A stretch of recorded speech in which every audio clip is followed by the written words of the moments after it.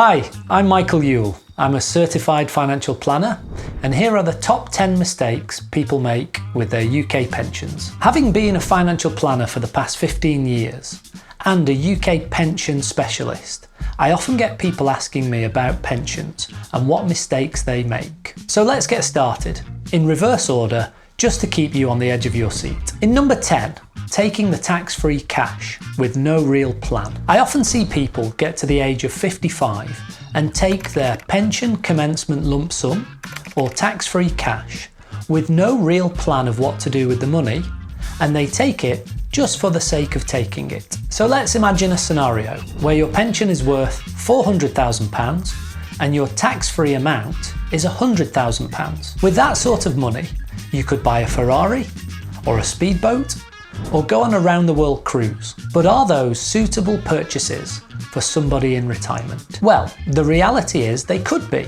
but only if they make up part of your plan. So again, only consider taking those funds from your pension if you have a plan and they fit into your retirement lifestyle. Number 9, thinking it's too late to start saving into a pension. It's never too late, whether that's saving into a pension or just putting money into a bank account. I've met clients who only started saving regularly into a pension at the age of 50. Whilst they may have missed out on many years of growth opportunities, they have still managed to accumulate enough funds to see them through their retirement years. So it's never too late, but the sooner you start, the sooner you'll get there. Number 8, paying unnecessarily high charges. It's often the case that clients don't know what they're paying for their pension. And when we look into their pension in more detail, we see that they are paying unnecessarily high fees for the service they're receiving. Now, don't get me wrong. If you're paying high fees and getting great service,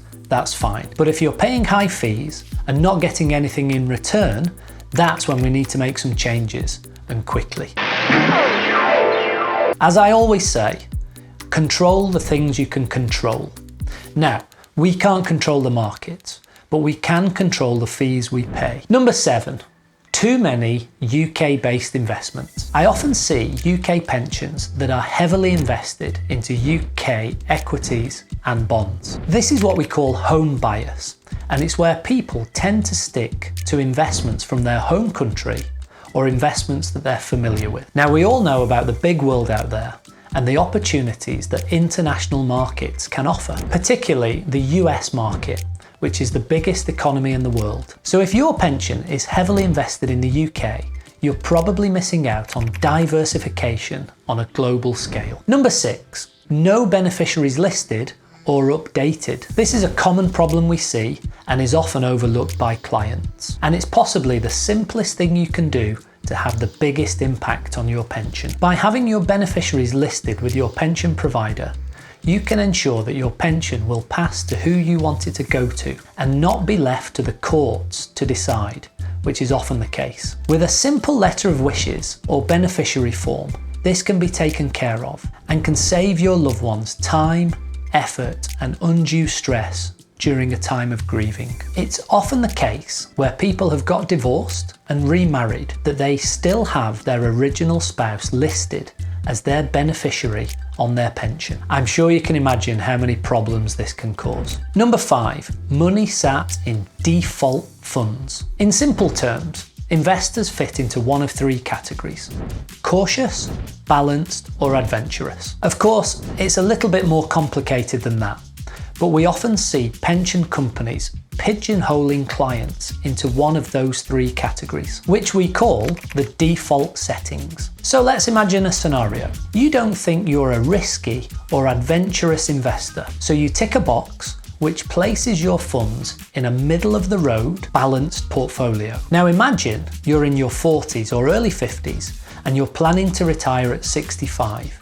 You could be missing out on 20 or 25 years worth of growth opportunities. This can have a huge impact on your pension over the long term. Ensuring that your pension is invested in line with your risk profile and expectations is crucial for long-term financial and pension planning. Number 4, not rebalancing your portfolio regularly. When markets perform well, investors are happy. With traditional portfolio splits, it's often the case that portfolios can become skewed towards one asset class that has performed better over the years than the other asset class. So a traditional portfolio may have a 60-40 split, with 60% in equities and 40% in bonds. And as markets perform, the equity portion of that portfolio may become 80% and the bond portion become 20%. This therefore increases the risk in the portfolio, and it may mean that the portfolio is no longer in line with the client's expectations. And that's why we need to rebalance portfolios regularly. Number 3, losing track of pensions over the years. It's hard to believe that people would lose track of such huge sums of money, but I see it almost every day. Let me ask you this. If you had £100,000 in a bank account, how often would you check your balance? Once a week? Once a month?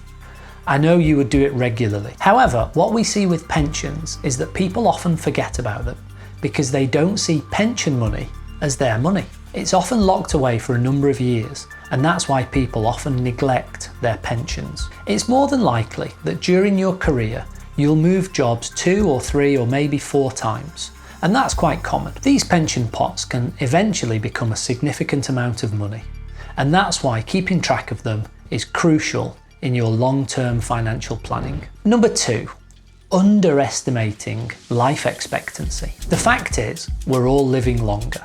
When our parents were growing up, their life expectancy was likely in their early 70s. Nowadays, for a man living in the UK, the life expectancy is 84 years of age, which is a huge increase and is only getting bigger every year. The likelihood is you may need it for 30, 40, or maybe even 50 years. And number 1, not getting qualified advice. It's easy to take advice from Bill down the pub, or perhaps Peter, who made a few quid investing in crypto. But do they really know what they're doing when it comes to long-term financial planning? It's absolutely crucial that you take advice from qualified, experienced, independent, fee-based financial planners who have your best interest at heart regardless of your situation. So you know that you and your money are in safe hands for the long term.